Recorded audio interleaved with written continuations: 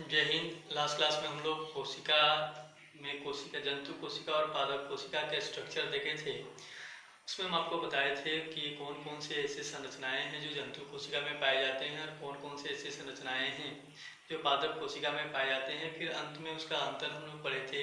आज उन्हीं संरचनाओं के बारे में बारी बारी से हम लोग को क्या करना है, पढ़ना है। तो हम लोग वहाँ पर एक चीज़ देखे थे कि पादप कोशिका जो होता है, उस कोशिका के जो सबसे बाहरी भित्ति होती है उसको हम लोग क्या बोलते हैं, कोशिका भित्ति कहते हैं, अर्थात सेल वाल।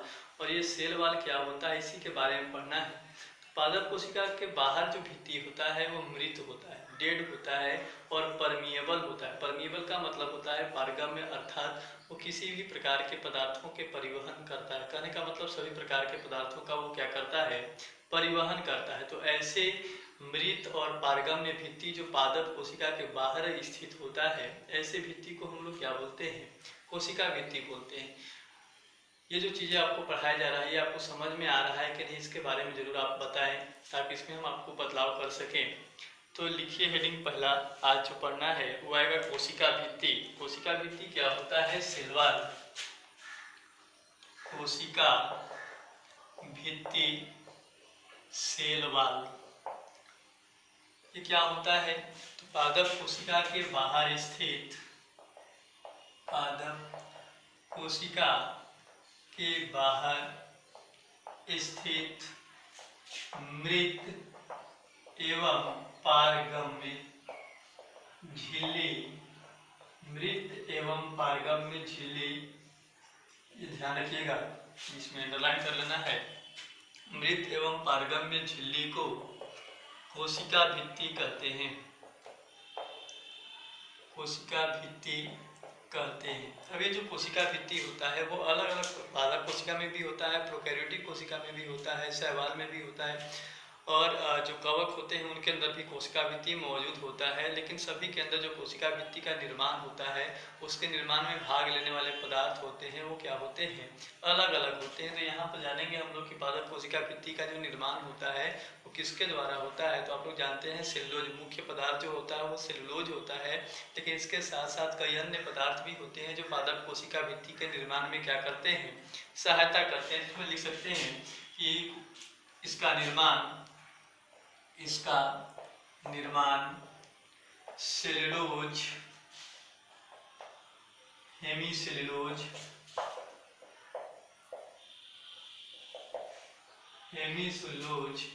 पेक्टिन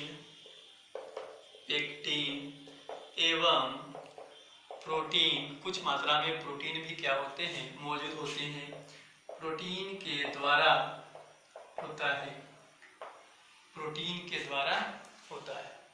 अब अगर हम लोग देखें तो ये तो वह पादप कोशिका भित्ति का क्या होता है, उसका निर्माण कैसे होता है, ठीक है ना। पादप में ही क्या होते हैं, शैवाल आते हैं, ठीक है ना। जो सूक्ष्म पादप होते हैं और विकसित पादप कोशिकाएं होती हैं, कोशिकीय होते हैं, तो उनको हम लोग शैवाल कहते हैं। और शैवाल का जो कोशिका भित्ति होता है उसके बारे में भी एग्जाम में क्या होते हैं, क्वेश्चन आते हैं, अच्छे से कॉम्पिटिटिव एग्जाम में क्वेश्चन आते हैं। इस शैवाल का कोशिका भित्ति किसका बना होता है, तो उसके बारे में लिखेंगे नेक्स्ट पॉइंट कि शैवाल का जो कोशिका भित्ति है, लिखिए नीचे शैवाल कोशिका भित्ति एक पॉइंट के रूप में, कोशिका भित्ति सेलुलोज, ग्लैक्टांस,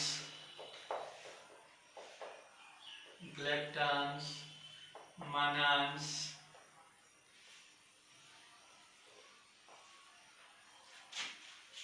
एवं कैल्शियम कार्बोनेट,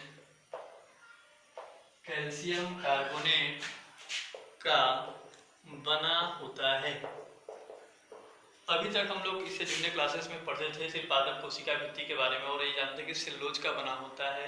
लेकिन ये पादप कोशिका जो है सेलुलोज, हेमीसेलुलोज, पेक्टिन एवं प्रोटीन, ये सब के सब जो होते हैं, इसमें पेक्टिन तक एक पॉलीसेकेराइड होते हैं, एक प्रकार के कार्बोहाइड्रेट होते हैं, और ये तो जानते हैं क्या है, एक प्रोटीन है, ठीक उसी प्रकार से शैवाल कोशिका भित्ति जो होता है वो सेलुलोज, ग्लैक्टांश, मानांश ये सब के द्वारा, ये सभी क्या है, एक प्रकार के कार्बोहाइड्रेट हैं, पॉलीसेकेराइड है, इसके द्वारा बना होता है। और इसमें एक और चीज़ क्या होता है, कैल्शियम कार्बोनेट होता है। और हम लोग को पादप कोशिका के प्रकार पढ़ना है, कोशिका भित्ति के प्रकार, कोशिका भित्ति के प्रकार, कोशिका भित्ति के प्रकार। अब कोशिका भित्ति जो होता है उसको हम लोग डायग्राम से समझते हैं। देखिए ये ग्रीन कलर से जो बना रहे हैं, समझने के लिए सिर्फ डायग्रामेटिक समझ में अच्छा से आएगा। ये कोशिका भित्ति है। कोशिका भित्ति जो होते हैं, पादप कोशिका भित्ति, इनको दो भागों में बांटा गया है। पादप कोशिका एक बाहर होता है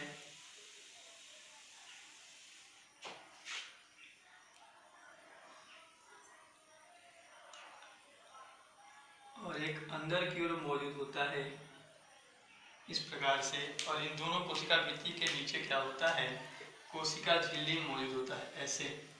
तो अब देखिए जो सबसे बाहर की ओर आपको दिखाई दे रहा है, इसको हम लोग बोलते हैं प्राथमिक, प्राइमरी सेल वॉल, प्राथमिक कोशिका भित्ति।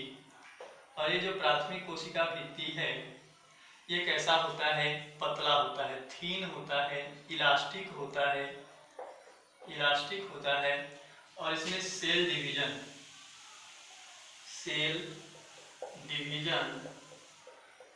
विभाजन की क्षमता होती है, कर सकते हैं प्रेजेंट होता है, प्लस एंटी प्रेजेंट, ठीक है ना। तो ये थीन होता है, सबसे बाहरी भित्ति प्राथमिक कोशिका भित्ति। प्राथमिक कोशिका भित्ति इसको क्यों बोल रहे हैं कि क्योंकि जब पौधा हम लोग लगाते हैं तो उस समय जब पौधा बढ़ रहा होता है तो उस समय पूरा उसका तना होता है, पत्तियां होती हैं, या पूरा जो पौधा होता है वो ग्रीन कलर का दिखाई देता है और उस समय वो तीव्र गति से वृद्धि करता है, जिसको हम लोग देख पाते हैं। तो वो जो काफी पौधा लचीला भी होता है, तो वो जो किसके कारण होता है, प्राथमिक कोशिका भित्ति। उस समय पौधा के अंदर जो कोशिका है, पौधा के प्रारंभिक वृद्धि के समय जो कोशिका भित्ति मौजूद होता है उसको बोलते हैं प्राथमिक कोशिका भित्ति। और ये थीन होता है, इलास्टिक होता है और सेल डिवीजन क्या होता है, परजेंट होता है। जैसे जैसे पौधा बड़ा होते जाता है ये जो प्राथमिक कोशिका भित्ति है वो क्या होता है, इस प्रकार से टूटने लगता है। और जब प्राथमिक कोशिका भित्ति इस प्रकार से टूटेगा तो इसके टूटने के बाद इसके स्थान पर ये जो अंदर से जो कोशिका भित्ति है वो उसका स्थान ले लेता है। और ये जो प्राथमिक कोशिका भित्ति के स्थान पर जो कोशिका भित्ति उत्पन्न हो रहा है, इस कोशिका भित्ति को हम लोग क्या बोलेंगे, द्वितीय कोशिका भित्ति बोलते हैं, सेकेंडरी सेल वॉल बोलते हैं, द्वितीय कोशिका भित्ति। और ये जो द्वितीय कोशिका भित्ति है ये थिक होता है, थिक का मतलब मोटा, ठीक, रिजिड का मतलब हार्ड या कठोर होता है, ठीक होता है, रिजिड होता है। और इसमें डिवीजन क्या होता है, एब्सेंट होता है, इसमें विभाजन की क्षमता क्या होती है, एब्सेंट होती है, ये फिर विभाजित नहीं होता है। उसके बाद पौधा जब बड़ा हो जाता है तो देखिए वो काफ़ी कठोर हो जाता है वो। तो ये इसीलिए होता है कि प्राथमिक कोशिका भित्ति टूट गया है और उसके स्थान पर कौन सा कोशिका भित्ति आ गया है, द्वितीय कोशिका भित्ति। ये ऐसा कोशिका भित्ति है जो जिसके अंदर विभाजन की क्रिया नहीं होती है, जो कठोर होता है और साथ ही साथ जो मोटा होता है। अब दोनों में अंतर, तो ये जो प्राथमिक कोशिका भित्ति है वो पौधा के प्रारंभिक अवस्था में मौजूद है। तो हम लोग कह सकते हैं कि जब कोशिका मैच्योर हो जाता है, परिपक्व हो जाता है, या जब पौधा परिपक्व हो जाता है तो उस दौरान प्राथमिक कोशिका भित्ति मौजूद नहीं होगा। ये सिर्फ प्रारंभिक अवस्था में, अर्थात कह सकते हैं कि मेरिस्टेमेटिक ऊतक या जो विभोज्योतक होते हैं उस अवस्था में ही प्राथमिक कोशिका भित्ति मौजूद होता है, जबकि मेरिस्टेमेटिक में ये द्वितीय कोशिका भित्ति कहाँ पर मौजूद होता है। दोनों में अंतर समझिए, पहले कंफ्यूज हो जाइएगा। एक होता है विभोज्योतक। विभोज्योतक क्या होता है, ये ऐसे ऊतक होते हैं जिनकी कोशिकाएं लगातार विभाजित करते रहती हैं। तो इनकी कोशिकाओं में विभाजन हो रहा है तो यहाँ पर कौन सा ऊतक होगा, तो कौन सा कोशिका भित्ति होगा, प्राथमिक कोशिका भित्ति होगा। और दूसरा होता है परिपक्व ऊतक। परिपक्व ऊतक, ये परिपक्व ऊतक या कोशिका क्या होते हैं, ऐसे कोशिका जिन्हें विभाजन क्रिया नहीं होती, तो इनमें विभाजन क्रिया नहीं हो रही है तो इनके अंदर कौन सा कोशिका भित्ति होगा, द्वितीय कोशिका भित्ति होगा। तो विभोज्योतक जो है इस ऊतक में कौन सा कोशिका भित्ति उपस्थित है और कौन सा कोशिका भित्ति अनुपस्थित है। विभोजतक में प्राथमिक कोशिका भित्ति मौजूद होता है क्योंकि इसमें विभाजन हो रहा है, और द्वितीय कोशिका भित्ति विभोजतक में क्या होता है, अनुपस्थित होता है, क्योंकि द्वितीय कोशिका भित्ति विभाजन नहीं होती है और इसमें क्या हो रही है, विभाजन हो रही है। जिसमें हम कह सकते हैं ये अब कहाँ एब्सेंट रहता है, absent in meristematic tissue, absent in meristematic cell या tissue. Absent in meristematic cell में ये विभोजतक में एब्सेंट होता है, और ये किस में एब्सेंट होगा, परिपक्व कोशिकाओं में। एब्सेंट इन कहाँ, मैच्योर सेल, मैच्योर सेल। इस प्रकार से ये दो प्रकार की कोशिका भित्ति, ध्यान रखिएगा, पौधा के प्रारंभिक अवस्था में जो कोशिका भित्ति होता है उसको प्राथमिक कोशिका भित्ति बोलेंगे, और प्राथमिक कोशिका भित्ति जैसे जैसे पौधा बड़ा हो जाता है प्राथमिक कोशिका भित्ति टूट जाता है, और उसके टूटने के बाद उसके स्थान पर जो कोशिका भित्ति जन्म लेता है, उत्पन्न होता है, उसको हम लोग बोलते हैं द्वितीय कोशिका भित्ति। और ये जो होता है वो हार्ड होता है, रिजिड होता है, और उसमें विभाजन क्रिया नहीं होती है। तो ये इसको पहले आप क्या करिए, नोट करिए, छापिए, इसके बाद आगे बढ़ते हैं।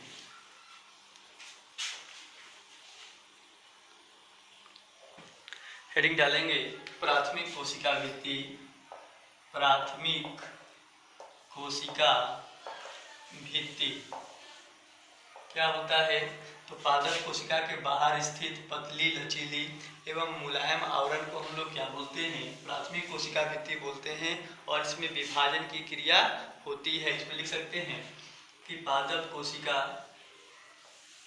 के बाहर स्थित पतली, लचीली एवं मुलायम आवरण को प्राथमिक कोशिका भित्ति कहते हैं, प्राथमिक कोशिका भित्ति कहते हैं। और इसमें क्या होता है, विभाजन की क्रिया होती है। इसमें लिख सकते हैं, इसमें विभाजन की क्रिया होती है, इसमें विभाजन की क्रिया होती है। अब जैसे जैसे कोशिका परिपक्व हो जाता है तो प्राथमिक कोशिका भित्ति जो है वो क्या होने लगता है, टूटने लगता है, और इसके स्थान कौन लेता है, द्वितीय कोशिका भित्ति ले लेता है। तो नेक्स्ट लिखेंगे हेडिंग द्वितीय कोशिका भित्ति, सेकेंडरी सेल वॉल, द्वितीय कोशिका भित्ति। इसमें लिख सकते हैं परिपक्व पादप कोशिका में, परिपक्व पादप कोशिका में प्राथमिक कोशिका भित्ति के स्थान पर, प्राथमिक कोशिका भित्ति के स्थान पर उपस्थित कोशिका भित्ति को द्वितीय कोशिका भित्ति कहते हैं, द्वितीय कोशिका भित्ति कहते हैं। और द्वितीय कोशिका भित्ति बताया कि ये कैसा होता है, मोटा होता है, कठोर होता है, तो इसमें विभाजन की क्रिया नहीं होती है। तो नेक्स्ट पॉइंट इसी में लिखेंगे, इसमें विभाजन की क्रिया नहीं होती है, इसमें विभाजन की क्रिया नहीं होती है। ये दोनों डेफिनेशन क्या करिए वहीं पर ऐड कर लीजिए, इसके बाद आगे बढ़ते हैं। अब अगर देखा जाए तो दो पादप कोशिकाएं जो होती हैं, ये मान लीजिए पादप कोशिका है, ये दो पादप कोशिकाएं जो इस प्रकार से मौजूद होती हैं, तो इनके बीच में क्या होता है, एक कॉमन लेयर होता है, कॉमन परत होता है। ये कॉमन परत है, यहाँ पर दोनों के बीच में ये जो परत होता है, ठीक है, दो पादप कोशिकाओं के बीच में इस कॉमन लेयर को, कॉमन परत को हम लोग क्या कहते हैं, मध्य लैमिला कहते हैं, ठीक है ना। ये मध्य लैमिला जो होता है वो दो पादप कोशिकाओं को आपस में क्या कर रहता है, जोड़ करके रखता है, और दो पादप कोशिकाओं के जोड़ करके रखने वाला जो संयुक्त परत होता है, उस परत को ही हम लोग क्या कह रहे हैं, मध्य लैमिला कह रहे हैं। और ये मध्य लेमिला के बारे में जो क्वेश्चन आता है वो ये आता है कि ये किसका बना होता है। तो ध्यान रखिएगा, ये जो मध्य लेमिला है ये कैल्शियम पेक्टेट का बना होता है, कैल्शियम पेक्टेट या मैग्नीशियम पेक्टेट, कैल्शियम पेक्टेट या मैग्नीशियम पेक्टेट, ये ध्यान रखना है। लेकिन ज़्यादातर जो पूछता है वो कैल्शियम पेक्टेट के बारे में पूछता है। तो ये दोनों जो है वो पादप कोशिकाएं हैं और दो पादप कोशिकाओं के बीच में पाए जाने वाला संयुक्त परत जो होता है उसी को हम लोग क्या बोलते हैं, मध्य लेमिला बोलते हैं। तो नेक्स्ट रीडिंग आएगा मध्य लेमिला, मिडिल लेमिला, मध्य लेमिला, इसको अंग्रेजी में मिडिल लेमिला कहते हैं। तो लिख सकते हैं दो पादप कोशिकाओं के बीच, पादप कोशिकाओं के बीच स्थित संयुक्त परत को मध्य लेमिला, संयुक्त परत को मध्य लेमिला कहते हैं। यह इसका किसका बना होता है, यह कैल्शियम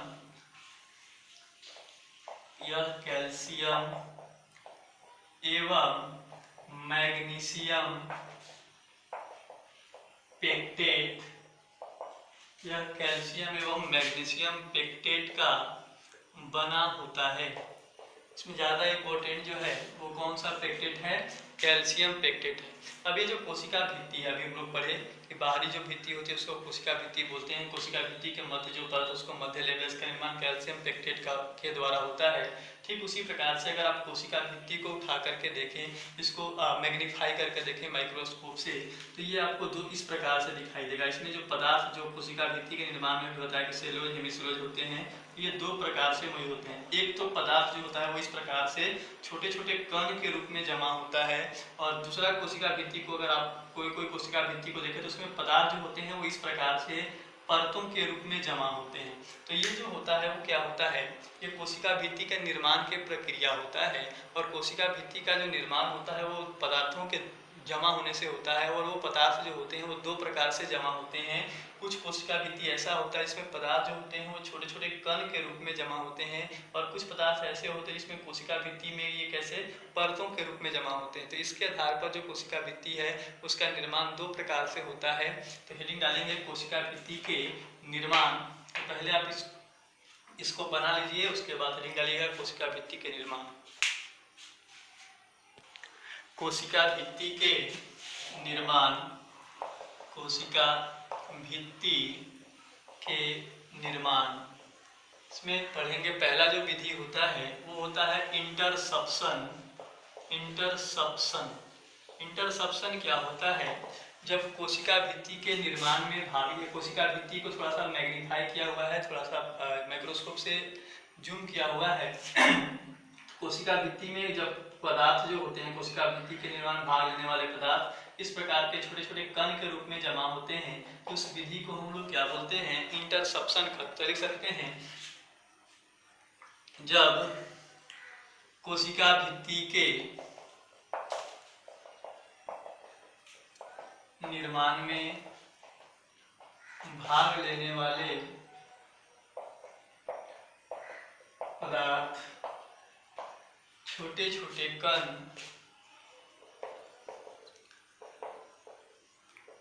के रूप में, छोटे छोटे कणों के रूप में जमा होते हैं,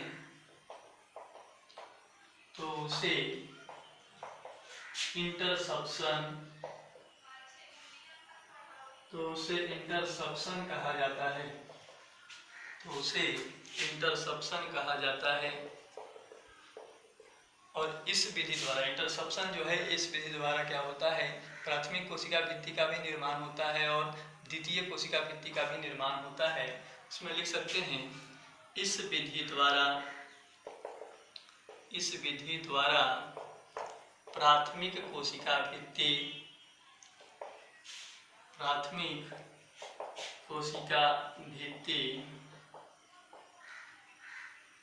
एवं द्वितीय कोशिका भित्ति का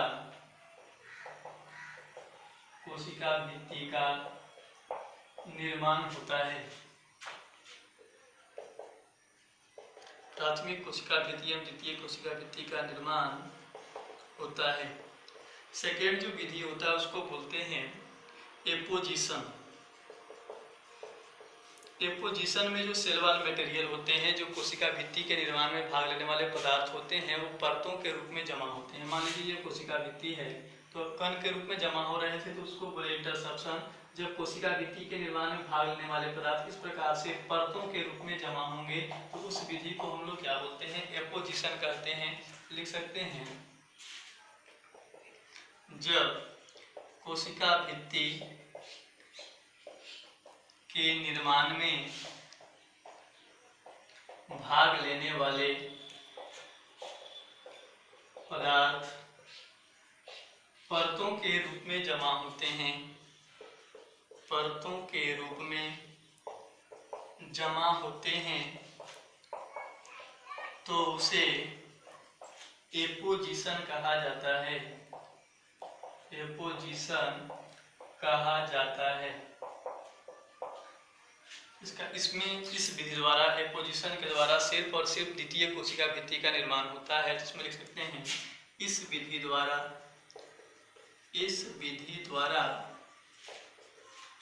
द्वितीय कोशिका भित्ति, इस विधि द्वारा द्वितीय कोशिका भित्ति सेकेंडरी सेल वॉल का निर्माण होता है।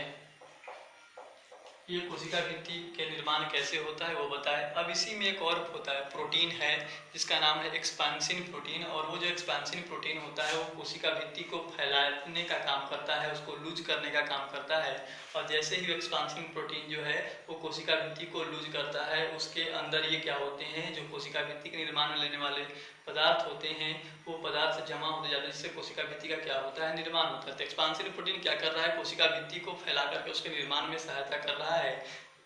इसीलिए एक्सपांसिन प्रोटीन को हम लोग क्या बोलते हैं? सेल वॉल लूजिंग फैक्टर बोलते हैं। तो इसको पहले नोट करिए, उसके बाद नोट करके लिखेंगे। नोट करिए इसको,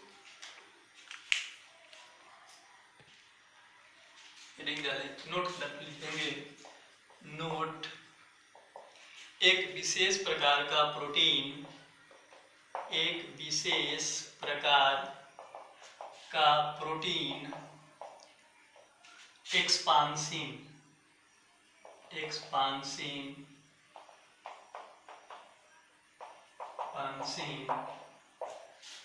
कोशिका भित्ति के निर्माण में सहायता करता है, इसलिए इसे सेल वॉल लूजिंग फैक्टर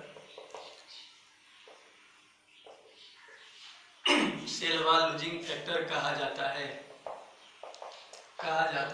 ये सीधा सा एग्जाम में क्वेश्चन आता है कि सेल वॉल लूजिंग फैक्टर कौन होता है, तो कौन सा प्रोटीन होता है? एक्सपांसिन प्रोटीन होता है। इसके बाद हम लोग को जो नेक्स्ट पढ़ना है वो पढ़ना है प्लाज्मोडेस्माटा। ये प्लाज्मोडेस्माटा क्या होता है? अगर आप दो प्लांट सेल को देखें, दो पादप कोशिकाओं को देखा जाए इस प्रकार से, ये एक और ये दूसरा, तो सबसे बाहरी भित्ति को तो हम लोग क्या बोल रहे हैं? कोशिका भित्ति बोल रहे हैं। इस प्रकार थोड़ा सा दूर पर बना लेते हैं।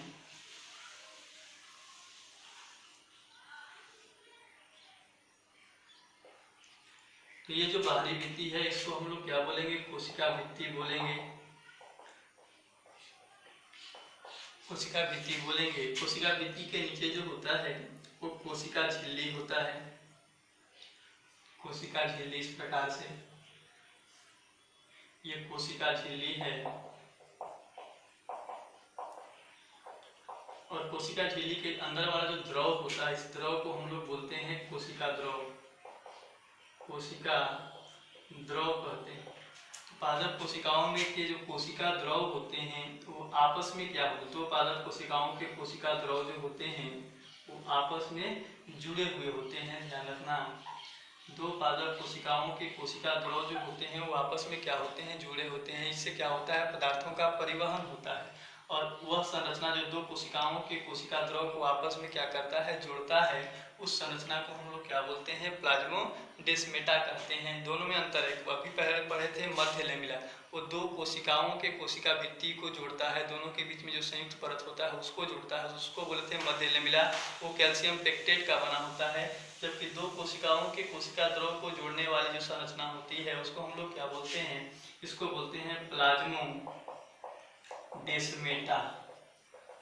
प्लाज्मोडेस्माटा, और इसका काम क्या है, ये पदार्थों के परिवहन में क्या करता है, सहायता करता है। तो लिख सकते हैं दो पादप कोशिकाओं के कोशिका द्रव, दो पादप कोशिकाओं के कोशिका द्रव को जोड़ने वाली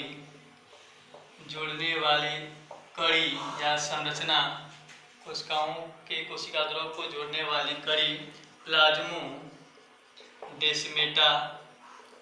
कहलाती है। प्लाज्मोडेस्माटा कहलाती है। और इसका काम क्या है, यह पदार्थों के परिवहन में सहायता करता है। यह पदार्थों के परिवहन में सहायता करता है। इसको आप क्या करिए, नोट करिए, और ये डायग्राम क्या करना है, बना लेना है।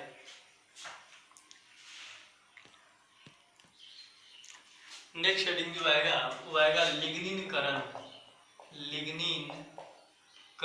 लिग्निफिकेशन इसको बोलते हैं। ये क्या होता है, अभी हम आपको बताया कि पादप कोशिका जो है वो मृत होता है।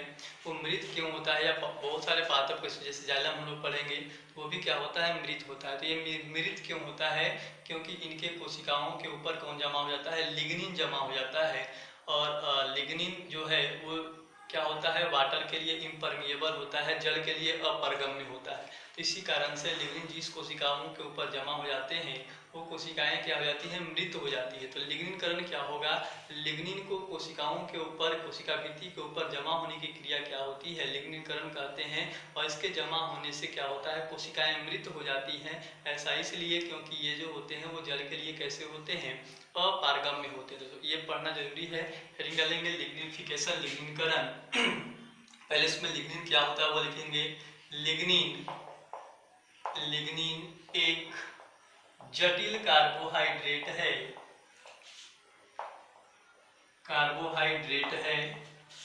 जो जल के लिए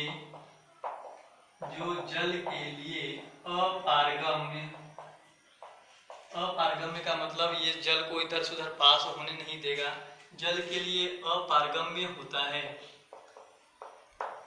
इसके जमा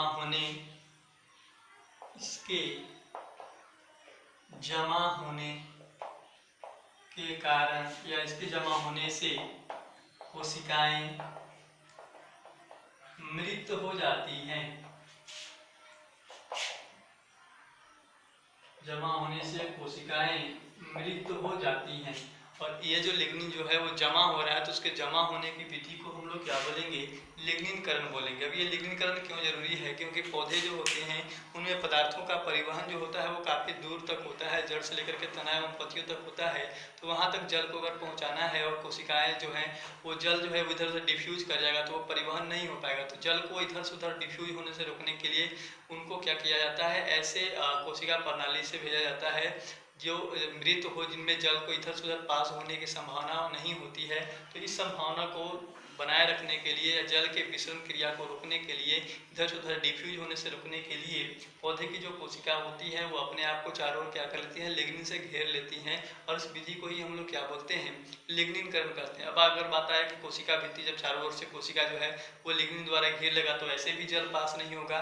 तो क्या होता है कि कोशिका भित्ति में कुछ स्थान ऐसे होते हैं जहाँ पर लिग्निन जमा नहीं होते हैं। अगर हम लोग कोशिका भित्ति डायग्राम देखें, यहाँ पर इस प्रकार से ये प्लांट कोशिका है, प्लांट सेल है।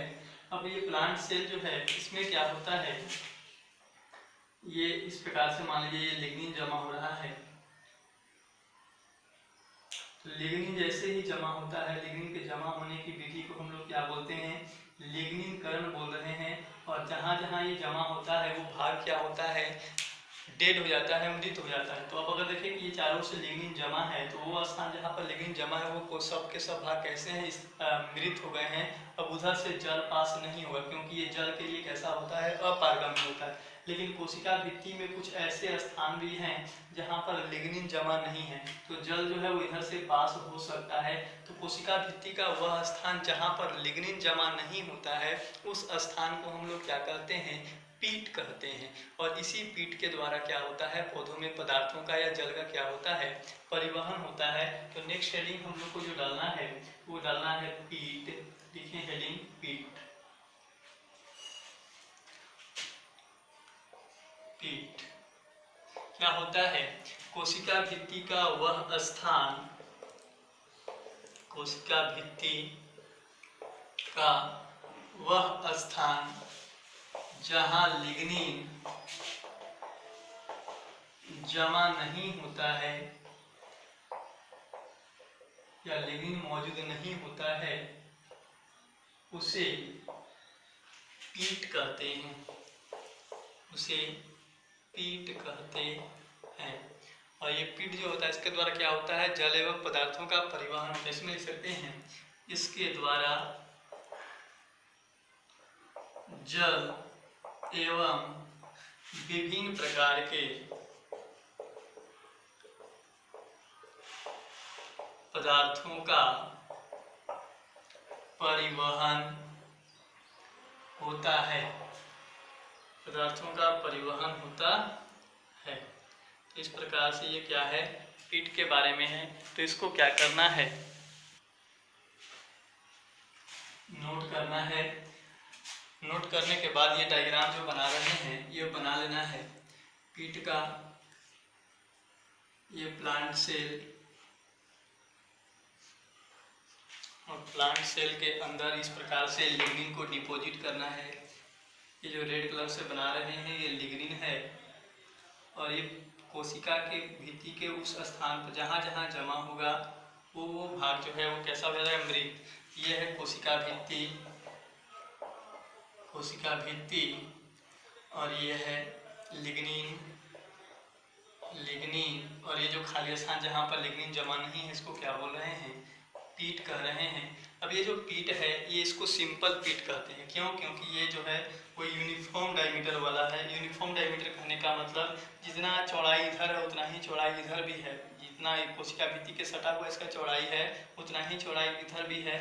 तो ये जो पीट का प्रकृति है इसको हम लोग क्या बोलेंगे, सिंपल पीट बोलेंगे। एक और पीट होता है इसको हम लोग बोलते हैं ब्रॉडर पीट। उसका डायग्राम इधर बना रहे हैं, देखिए ये इस प्रकार से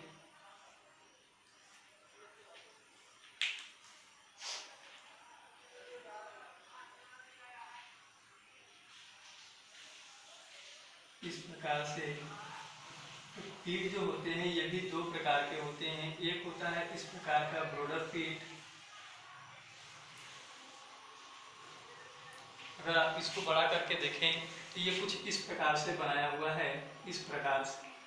तो इसमें देखा जाए तो बाहर की ओर अगर हम लोग देखें कोशिका भित्ति की तरफ तो इसका डायमीटर काफ़ी कम है, इसका चौड़ाई काफ़ी कम है, और अंदर जैसे से अंदर की ओर जा रहे हैं इसका चौड़ाई क्या हो रहा है, बढ़ रहा है। तो ऐसे पीट जिनका डायमीटर नॉन यूनिफॉर्म होता है, अर्थात बाहर से अंदर की ओर डायमीटर बढ़ते जाता है, ऐसे पीट को हम लोग क्या बोलते हैं, ब्रॉडर पीट बोलते हैं। इसको हम लोग लिख सकते हैं, ये कोशिका भित्ति है, बाहरी भित्ति को कोशिका भित्ति, ये अंदर लिग्निन, और ये जो पीट है जिसका डायमीटर नॉन यूनिफॉर्म है इसको बोलेंगे, ये भी पीट है लेकिन कैसा पीट है, ब्रॉडर, ब्रॉडर पीट। और इसमें लिख सकते हैं non uniform, uniform diameter, non uniform diameter. और इधर ये जो पीट इसमें कैसा था, यूनिफॉर्म डायमीटर। ये दोनों को क्या कर लीजिए, नोट कर लीजिए, इसको पूरा नोट करिए। बाकी विशेष जो इसके पीट के प्रकार हैं, ये कैसे काम करते हैं, जल का परिवहन कैसे होता है पीट के द्वारा, उसको हम लोग अगले क्लास में पढ़ेंगे। तो समझ में आ रहा है कि नहीं, इसके बारे में आपको क्या करना है, बताना है, और स्लो पढ़ाना है कि और तेज पढ़ाना है, इसके बारे में बताना है। बाकी विशेष अगले क्लास में, इसको नोट कर लिए। तब तक के लिए धन्यवाद।